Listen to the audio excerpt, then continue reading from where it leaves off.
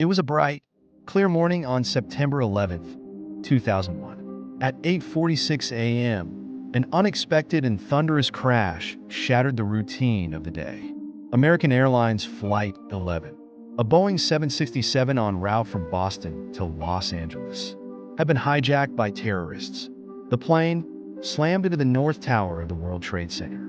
The force of the collision buckled the building, and flames erupted. Firefighters, police officers, and emergency medical technicians rushed to the scene, their sirens wailing through the streets. In the midst of the chaos, individuals within the North Tower faced unimaginable terror.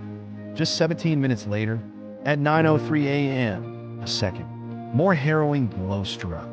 United Airlines Flight 175, another Boeing 767, had also been hijacked and was now headed toward the South Tower of the World Trade Center.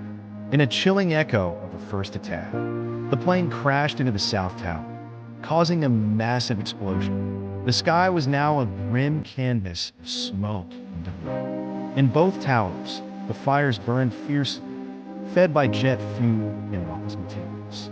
At 9:59 a.m., South Tower, compromised beyond repair, began its tragic descent.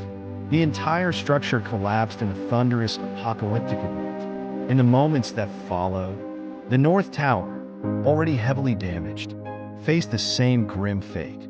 At 10:28 a.m., it too fell, collapsing into a massive heap of rubble.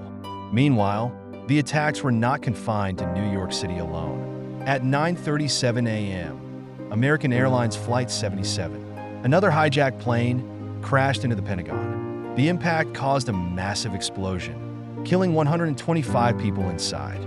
The building, along with the 59 passengers and crew on the plane. The morning's chaos was compounded by the fate of the fourth hijacked plane, United Airlines Flight 93. The plane had been taken over by terrorists as part of their coordinated attack. However, the passengers on Flight 93, aware of the other attacks through phone calls and news reports, attempted to regain control of the plane. The struggle between the hijackers and passengers culminated in the plane crashing into a field near Shanksville, Pennsylvania, at 10:03 a.m.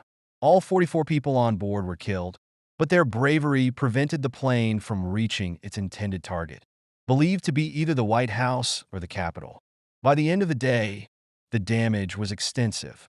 The collapse of the Twin Towers had left a gaping void in the New York skyline. The Pentagon had been severely damaged, and the landscape in Pennsylvania bore the marks of the plane's crash. The tragic loss of life was immense, with nearly 3,000 people dead and thousands more injured. The attacks were identified as acts of terrorism, orchestrated by the extremist group Al-Qaeda, led by Osama bin Laden. The attacks not only changed the landscape of New York City in the United States, but also reshaped global politics, security, and the way people thought about terrorism and safety.